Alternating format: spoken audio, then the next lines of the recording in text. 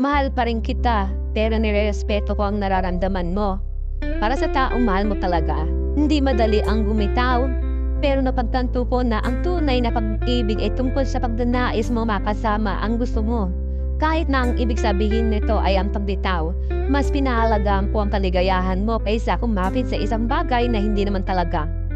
Baka ikadurog puso ko kapag nakikita kitang may kasamang iba. Ngunit kapag nakikita kang nakangiti at umiibig, nagpapaalala sa akin ang pag-ibig ay maganda pa rin. Kahit hindi ako ang iyong inibig, paalagaan ko magpakailanman ang mga sandaling pinagsamahan natin, ang tawanan at ang pagmamahalan natin. Dahil ang mga alaalang iyon ay laging may espesyal na lugar. Sa puso ko, wala akong hiling sa iyo kundi saya, katuparan at pagmamahal na lagi mong inasam. Salamat sa pagpapahintulo sa akin na maging bahagi ng iyong paglalakbay kahit ito ay sablit lamang. Habang pasulong tayong dalawa, sana makahanap pa tayo ng sandali para sa isa't isa na naghihimok ng pagkakaibigan at suporta. Ipinagdidiwang ang paligayahang nasusumpungan natin sa buhay. Ang tunay na pag-ibig ay hindi makasarili at kahit na magpaalam ay nananatili ito.